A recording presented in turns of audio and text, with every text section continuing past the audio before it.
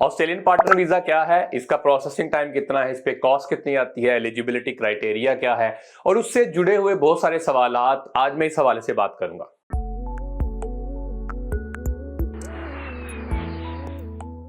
मेरा नाम नासिर नवाज है और मैं ऑस्ट्रेलिया में रजिस्टर्ड माइग्रेशन एजेंट हूं। अच्छा, आपने बहुत सुना होगा कि ऑस्ट्रेलिया पार्टनर वीजा, ऑस्ट्रेलिया का स्पाउस वीजा, ये क्या है? तो ऑस्ट्रेलिया का पार्टनर या स्पाउस वीजा ये है कि अगर आपका जो पार्टनर है जो कि स्पॉन्सर की सूरत में वो ऑस्ट्रेलियन सिटीजन है या ऑस्ट्रेलियन परमानेंट रेजिडेंट है तो वो आपके लिए जो है पार्टनर वीजा अप्लाई कर सकते हैं, यानी आपको स्पॉन्सर कर सकता है या कर सकती है और आप जो है एज अ एप्लीकेंट जो है इस पे अप्लाई कर सकते हैं। तो अच्छा, इसमें दो तरह के पार्टनर वीजाज होते हैं। एक है पार्टनर वीजा जो कि ऑनशोर अप्लाई किया जाता है, एक है पार्टनर वीजा जो कि ऑफशोर अप्लाई किया जाता है। आज मैं ज्यादातर बात करूंगा ऑफशोर के हवाले से, और वैसे तो बहुत सारे कॉमन पॉइंट्स हैं ऑनशोर और ऑफशोर के अंदर, लेकिन आज मैं फोकस करूंगा ऑफशोर के हवाले से। अच्छा, तो इसमें सबसे पहले यह है कि एलिजिबिलिटी क्राइटेरिया क्या है एज अ एप्लीकेंट। तो एज अ एप्लीकेंट ये है कि जो एज है एप्लीकेंट की वो मिनिमम 18 ईयर्स होनी चाहिए। इसके अलावा या वो डिफेक्टो रिलेशनशिप में हो या वो मैरिड हो। डिफेक्टो रिलेशनशिप के हवाले से ये है कि वो मिनिमम 12 मंथ्स का होना चाहिए या इसके अलावा जो है वो रजिस्टर्ड होना चाहिए। तो 12 मंथ्स की जो ऑप्शन है वो एग्जेम्प्ट हो जाती है। इसके अलावा हेल्थ और कैरेक्टर जो एलिजिबिलिटी क्राइटेरिया है उसको भी वो मीट करे। तो ये हो गया एक एलिजिबिलिटी क्राइटेरिया, ये कॉमन जो इसके बारे में इंफॉर्मेशन है वही है। अच्छा, एप्लीकेशन जो प्रोसेसिंग है उसके हवाले से, प्रोसेस जो है वो बड़ा वेरी करता है, केस टू केस वेरी करता है, ज्योग्राफी हवाले से भी वेरी करता है, कितना आपने केस जो है वो बना के पेश किया हुआ वो भी वेरी करता है। तो इसके हवाले से ऐसा है कि पहले किसी मतलब दरमियान में ये होना शुरू हो गया जिसमें 4 से 6 महीने में आना शुरू हो गया। उससे पहले ये 15-15 महीने में जो है प्रोसेसिंग टाइम हो रहा था। इसके अलावा जो है आजकल जो है 8 से 10 महीने, लेकिन अगेन ये कोई बिल्कुल रूल नहीं है कि इतनी ही देर में आएगा। इससे कम टाइम भी लग सकता है, इससे ज्यादा टाइम भी लग सकता है। जैसे मैंने बोला कि ये वेरी करता है केस टू केस और वेरी करता है कि कितने आपने डिसीजन रेडी एप्लीकेशन जो है वो अप्लाई की हुई है। अच्छा, नेचर इसकी क्या है? इसकी सब क्लास 309 होती है, इसके साथ ही 100 अप्लाई होता है, लेकिन 309 सबसे पहले ग्रांट होता है। अच्छा, 309 की नेचर क्या है? ये प्रोविजनल वीजा होता है, ये परमानेंट वीजा नहीं होता। तो ये स्टेज 1 का वीजा जो है ये प्रोविजनल वीजा होता है। नेचर ऑफ इसकी जो है वीजा की वो प्रोविजनल है, परमानेंट नहीं है। अच्छा, एप्लीकेशन की जो कॉस्ट है वो क्या है जी? अच्छा, एप्लीकेशन की जो कॉस्ट है इस टाइम है 7,850। ये जो है वीजा एप्लीकेशन की जो चार्जेस हैं जो कि डिपार्टमेंट आपसे लेता है वो 7,850 है। जो वीजा होल्डर है 309 वो क्या क्या कर सकता है? अच्छा, वीजा होल्डर 309 वाला जो है प्रोविजनल वीजा है वो रह सकता है जब तक आपको 100 ग्रांट नहीं हो जाता। आपने 100 भी आगे अप्लाई किया होना चाहिए या किया होता है, तो 100 जब तक ग्रांट नहीं होता आप ऑस्ट्रेलिया में रह सकते हैं। अच्छा, इसके अलावा स्टडी के राइट्स होते हैं, फुल टाइम स्टडी के राइट्स होते हैं। इसके अलावा काम के फुल टाइम काम के राइट्स होते हैं जब तक आपके पास 309 है। इसके अलावा जो हेल्थ है उसके हवाले से, यानी मेडिकेयर है, उसमें एनरोलमेंट भी ये करवा सकते हैं, यानी कि इनको इंटरम मेडिकेयर मिलता है और उसके लिए कि जब आप जीपी वगैरह के पास जाते हैं आपको पे नहीं करना पड़ता, इसके लिए गवर्नमेंट पे करती है। ट्रैवल के हवाले से मल्टीपल ट्रैवल फैसिलिटी है, आप जब मर्जी ऑस्ट्रेलिया से जा सकते हैं, जब मर्जी आ सकते हैं, जब तक आप वीजा होल्डर हैं 309 के।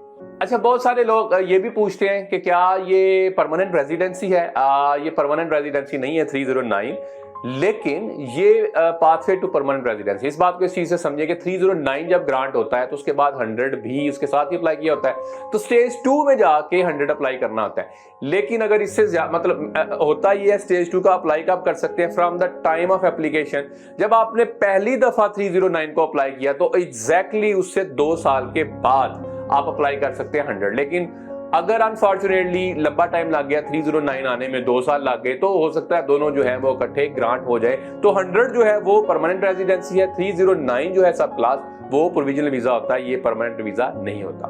अच्छा, इसके अंदर एक और सवाल पूछा जाता है कि एक स्पॉन्सरशिप की लिमिटेशन है। जी बिल्कुल है। जो स्पॉन्सर है वो अपने जो लाइफ टाइम में 2 दफा स्पॉन्सर कर सकता है मैक्सिमम, लेकिन एक्सेप्शनल सर्कमस्टेंसेस, बड़ा मुश्किल सूरत हाल की सूरत, मतलब वो अगर हो तो एक्सेप्शनल सर्कमस्टेंसेस क्रिएट हो तो थर्ड में भी जा सकता है। लेकिन जो अभी तक स्पॉन्सरशिप की लिमिटेशन है वो दो मैक्सिमम जो है उनको स्पॉन्सर कर सकता है। लेकिन इसका ये मतलब नहीं है 2 को इकट्ठा, उसमें भी एक तरीकाकार है। और क्योंकि अगर 2 हैं तो जो पॉलीगैमी है या बाइगैमी है वो इलीगल है, तो एक टाइम में 2 पार्टनर्स नहीं हो सकते। तो जो वैसे स्पॉन्सरशिप की लिमिटेशन है वो 2 की है, इससे ज्यादा की नहीं है, general as a general rule. अच्छा जी, अगर स्पॉन्सर जो है ड्यूरिंग जो स्पॉन्सरशिप वो फौत हो जाए तो क्या हो सकता है? इफ अगर वो मर जाए तो क्या हो सकता है? तो आपको तब भी ये वीजा मिल सकता है। अगेन जनरल रूल नहीं है ये, उसमें ये कि आपने एस्टेब्लिश करना है डिपार्टमेंट के साथ।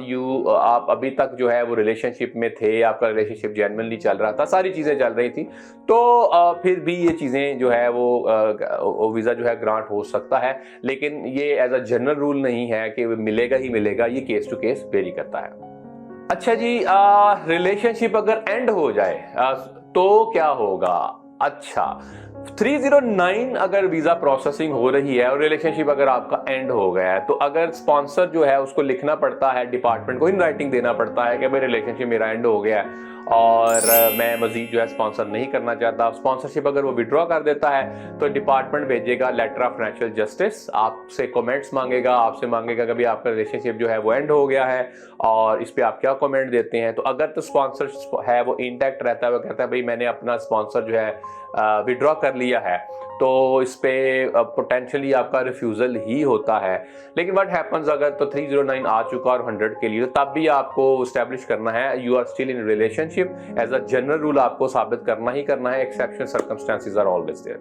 अच्छा, लोग ये भी पूछते हैं कि क्या मैं सब क्लास 309 जो है वो अप्लाई कर सकता हूं या कर सकती हूं अगर मैं ऑनशोर हूं या ऑस्ट्रेलिया के अंदर हूं? तो इसका जवाब है नहीं।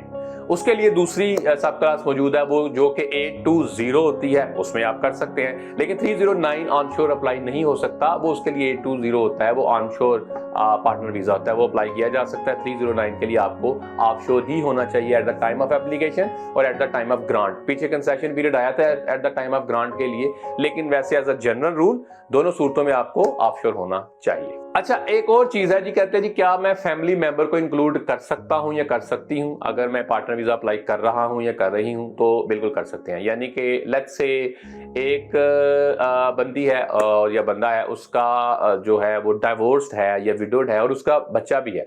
स्पॉन्सर जो है वो उससे शादी करता है या डिफैक्टो रिलेशनशिप में है इन एनी केस, तो उसके लिए जब वीजा अप्लाई किया जाता है तो एप्लीकेंट जो है इस सूरत में वो अपने उस बच्चे को भी शामिल कर सकता है। तो यस, फैमिली मेंबर को शामिल किया जा सकता है। एज अ जनरल रूल जो है फैमिली मेंबर को शामिल किया जा सकता है।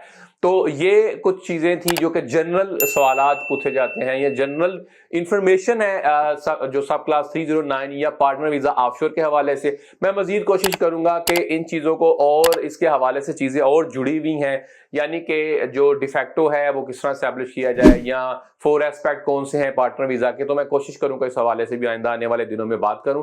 हमें सपोर्ट करने के लिए, हमारे चैनल को सपोर्ट करने के लिए सब्सक्राइब करें। Thank you.